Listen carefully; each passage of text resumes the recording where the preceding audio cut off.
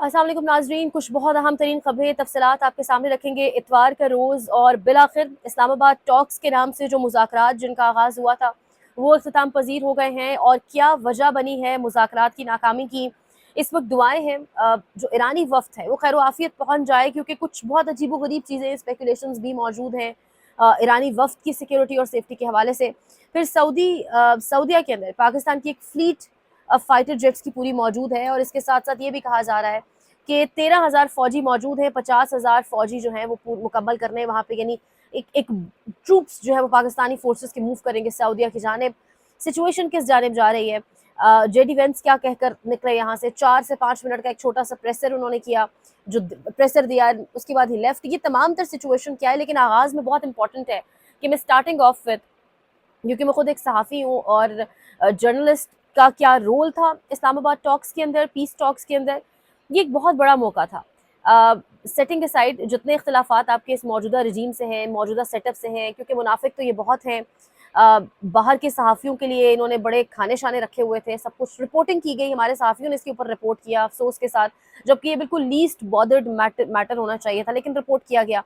तो उस पर थोड़ा सा मुनाफिकाना अमल भी याद आया कि अपने साफियों के लिए जेलें हैं, पर्चे हैं, धमकियां हैं, बहुत कुछ है जो हमने देखा।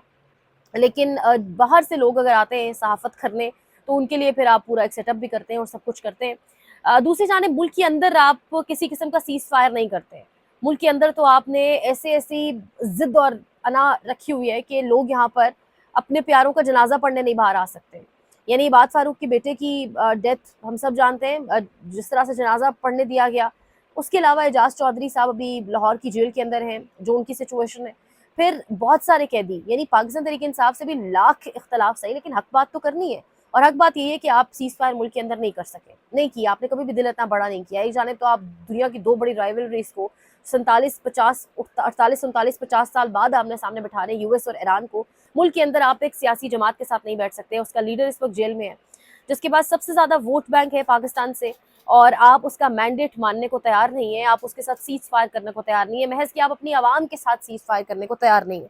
तो ये कुछ बड़े इंपॉर्टेंट पॉइंट्स हैं जिनको हाईलाइट करना बहुत ज़रूरी है, क्योंकि जब आप घर के अंदर आपका इमेज ठीक ना हो और घर के बाहर अगर आप एक अच्छा इमेज बनाने की कोशिश करें, वो बनता तो है, बहुत वाह हुई, बहुत चर्चे हुए पाकिस्तान के, बहुत खुशी हुई, क्योंकि जब आप दुनिया की मुख्तलिफ टीवी चैनल्स के ऊपर इस्लामाबाद और पाकिस्तान लिखा देखते थे और हमारी लीडरशिप का नाम आ रहा होता था, तो सर फ़ख्र से बुलंद ज़रूर होता था, लेकिन फिर दिल दुखता भी था, क्योंकि ये नेक नामी आपको तभी फ़ायदा देगी जब घर के अंदर हालात बहुत अच्छे होंगे, जब हाउस इन ऑर्डर होगा, जब घर के ऊपर आप होमवर्क करेंगे, घर के अंदर हालात को बेहतर करने की कोशिश करेंगे।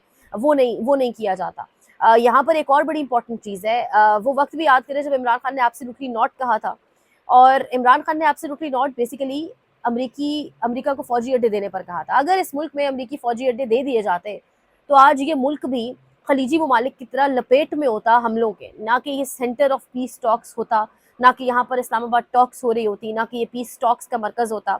इमरान खान की हुकूमत के तर्ज हुकूमत से लाख इख्तलाफ, बाजवा को एक्सटेंशन देने वाला इमरान खान, जिनको उस टाइम लगता था फ़ौज बिल्कुल वन पेज है, बिल्कुल ठीक है, लाख इख्तलाफात बहुत सी जगहों के ऊपर, जिनको उस टाइम ये लगता था कि जो इस्टेब्लिशमेंट है वो आपके सियासी मामलात के अंदर अमल दखल कर सकती है, और अब जब अपनी हुकूमत से निकाला गया तो उसके बाद उन्हें लगा कि नहीं अमल दखल नहीं हो सकता। लेकिन लाख इख्तलाफात के बावजूद जो बातें हक हैं और सच हैं वो करनी होंगी, और यही बेसिकली सहाफ़त है। सहाफ़त ये बिल्कुल नहीं है कि आप जिना कन्वेंशन सेंटर के अंदर खड़े होकर ये बताएं कि यहाँ पर खाने को क्या है, पीने को क्या है, कौन कौन से खाने हैं।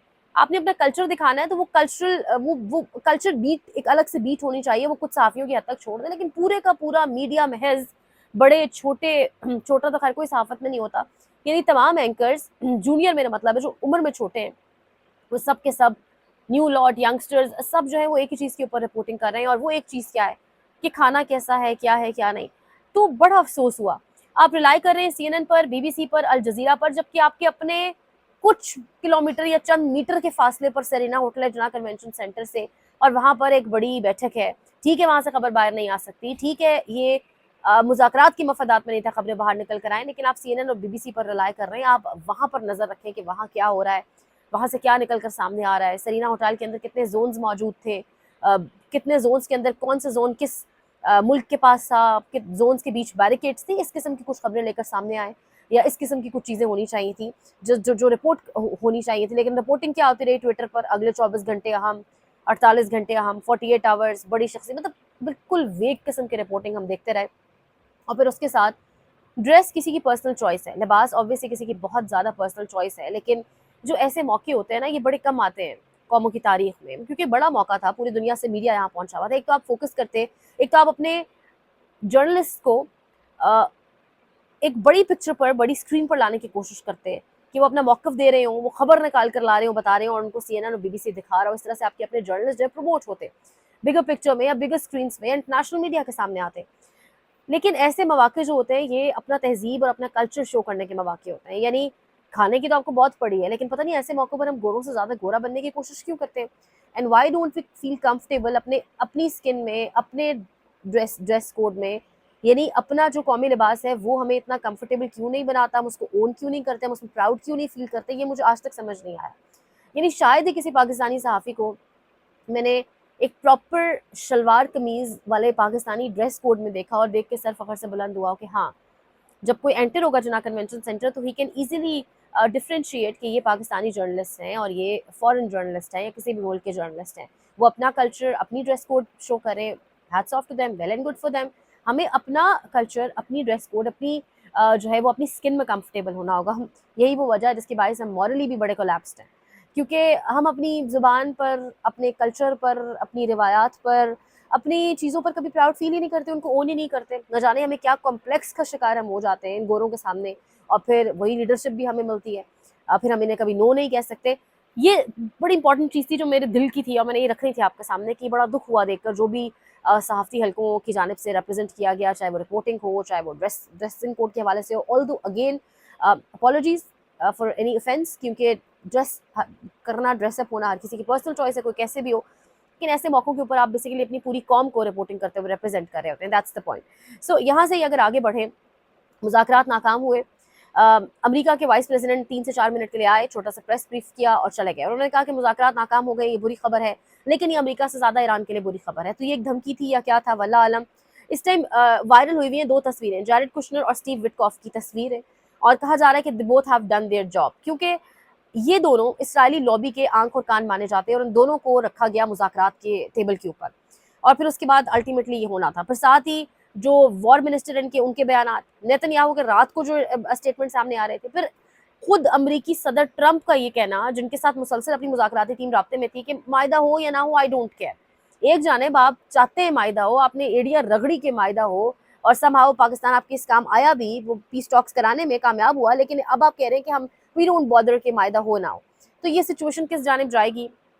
क्योंकि ट्रंप रिजीम कितना सीरियस थी, कल भी जब एक ईरानी सहाफ़ी का इंटरव्यू हुआ सियासत.pk पर जाकर देखिएगा, तो वो यही बता रहे थे कि वो ऑप्टिमिस्टिक भी नहीं है, पेसिमिस्टिक भी नहीं है, बल्कि वो रियलिस्टिक होकर कह रहे हैं कि क्योंकि ट्रंप रिजीम का जो ट्रैक रिकॉर्ड रह चुका है और ट्रंप को कितना सूट करती है ये जंग, इसराइल के नेतन्याहू को कितना सूट करती है ये जंग, ये तमाम तर चीज़ें। और फिर जो वजह बनी वो ये बनी कि स्ट्रेट ऑफ हॉर्मुज़ और न्यूक्लियर जो आप कह लें एसेट्स हैं, उनके ऊपर जाकर एक बड़ा डेडलॉक है।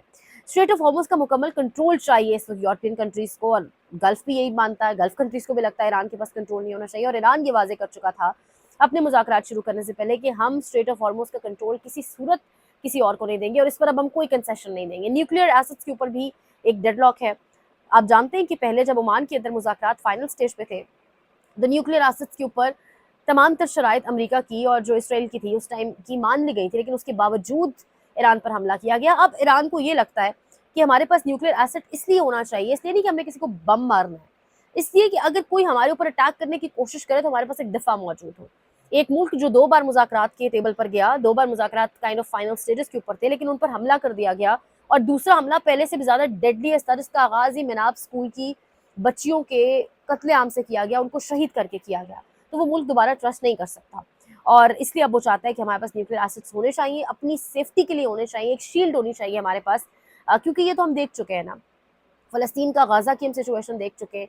जिस मुल्क के पास एटॉमिक बॉम्ब है वही सेफ़ है, अगले तभी डरते हैं, वरना जिस तरीके से वल्नरेबल हो जाते हैं आप और जिस तरीके से ट्रीट किया जाता है आपको मुल्क की दुनिया की सुपर पावर्स की जानिब से, वो हमारे सामने सारी सिचुएशन, और दुनिया भी चुप रहती है। यहाँ तो दुनिया इसलिए बोल रही है, अभी ऑस्ट्रेलियन और पता नहीं कहाँ से स्टेटमेंट्स आ रहे थे जी के दोनों पार्टीज़ को वापस बैठना चाहिए। ये सब दुनिया इसलिए बोल रही है क्योंकि ईरान ने इनको घुटने टेकने पर मजबूर किया है। हु किसने सोचा था कि आयतुल्ला खमेनेई की शहादत के बाद ईरान के सामने अमेरिका का वाइस प्रेसिडेंट बैठेगा। इतना घुटनों पर लेकर आए हैं जो सुपर पावर्स को, वो ईरान ने अपनी इस्तकामत से, जिस तरह से वो खड़े रहे, जिस तरह से वो डटे रहे, और जो लड़ाई उन्होंने लड़ी है ना, बगैर न्यूक्लियर पावर हुए, उनको सलाम है, उनको लिटरली सलाम है। और अब पूरी कौम जो है ईरानी वफ़्द की खैर वाफ़ियत पहुँचने के लिए दुआएँ भी कर रही है, क्योंकि इसराइली जो एजेंट्स हैं या मोसाद के एजेंट्स के हवाले से भी एक बड़ी तशवीशनाक खबर चल रही है। वो ये है कि 44 foreign registered cell phones GPS data के अकॉर्डिंग जब उनको ट्रेस किया गया, जिसमें से 16 इसराइली, 13 चाइनीज़, 12 रशियंस और 3 ईरानियंस जो हैं, ये 16 डिवाइसेज़ जो पूरी की पूरी जो इसराइली हैं, उसमें से 4 डिवाइसेज़ के हवाले से ये कहा जा रहा है कि ये इस वक़्त इस्लामाबाद में, अब से 2 दिन पहले की ये खबर है कि मौजूद थी। मतलब इन्हीं वफूद में से किसी डेलीगेशन में से किसी के साथ आई, वल्लाह आलम क्या हुआ। तो एक स्पेकुलेशन मौजूद है, फॉरेन जर्नलिस्ट भी इवन इसके ऊपर बात कर रहे हैं। पाकिस्तान के अंदर भी अवाम दुआएं करिए कि खैर आफियत वो जो वफ्त है जो हम पर एतबार करके आए, बस हम उनको वापस अपनी सरजमीन पर अपने घर तक पहुंचा दें, क्योंकि ये जो जायनिस्ट रजीम है इसका कोई भरोसा नहीं है। दूसरी जानब सऊदीया के अंदर पाकिस्तान के ट्रूप्स भी, मैंने उस हवाले से भी आपको बताया है, और जंगी तैयारे भी हमारे वहाँ पे मौजूद हैं, पहुँचा दिए गए हैं, क्योंकि हम उनके साथ एक डिफेंस पैक्ट में हैं। खुदा न खास्ता अगर अब मामलात ख़राब होते हैं तो पाकिस्तान कहाँ स्टैंड करेगा, पाकिस्तान किस तरीके से एक-एक कदम आगे बढ़ाएगा, ये बहुत अहम होगा देखना। पाकिस्तानी कौम क्योंकि कुछ और चाहती है और किस तरह से खड़ी है, क्योंकि जो लोगों के तासुरात हैं ईरानी वफ़्द के पाकिस्तान आने पर ही लोगों के अंदर गूज़ बम्प्स थे कि यार ये मतलब वो वफ़्द आ रहा है जिसने नाकू चने चबवा दिए यहूदियों को, ज्यूज़ को नाकू चने चबवा दिए, सुपर पावर को घुटनों पर अमेरिका को ले आए हैं। तो लोग बड़ा रिस्पेक्ट, बड़ी कदर, बड़ी डिग्निटी की निगाह से उनको देख रहे हैं। अब इस जंग में पाकिस्तान का किरदार क्या होता है तो देखना होगा। अभी तक तो पाकिस्तान का किरदार बहुत अच्छा था, ट्राइलेटरल डायलॉग्स हुए, फील्ड मार्शल साहब वहाँ डायलॉग के फर्स्ट सेशन में, फर्स्ट फेज में कहा जा रहा है मौजूद थे, डेडलॉक, स्ट्रेट ऑफ हॉर्मुज़ और न्यूक्लियर एसिड्स के ऊपर जाकर आया। लेकिन अब पाकिस्तान किस तरफ जाएगा, क्या करेगा, ये बड़ा अहम होगा देखना। अब आपको जो सहाफ़ी है ना पाकिस्तानी, वो एक-एक लंबी-लंबी गप मारते नज़र आएँगे कि यहाँ पर ये हो गया था, दाल में कुछ काला था, यहाँ से जी मतलब टीम उठ के इधर चली गई थी। इन्हीं पहले इनके पास कोई खबर नहीं थी। पहले ये सीएनएन, बीबीसी, अल जज़ीरा पता नहीं किस-किस पे रिलाय कर, अब इनके पास ढेरों ढेर खबरें होंगी।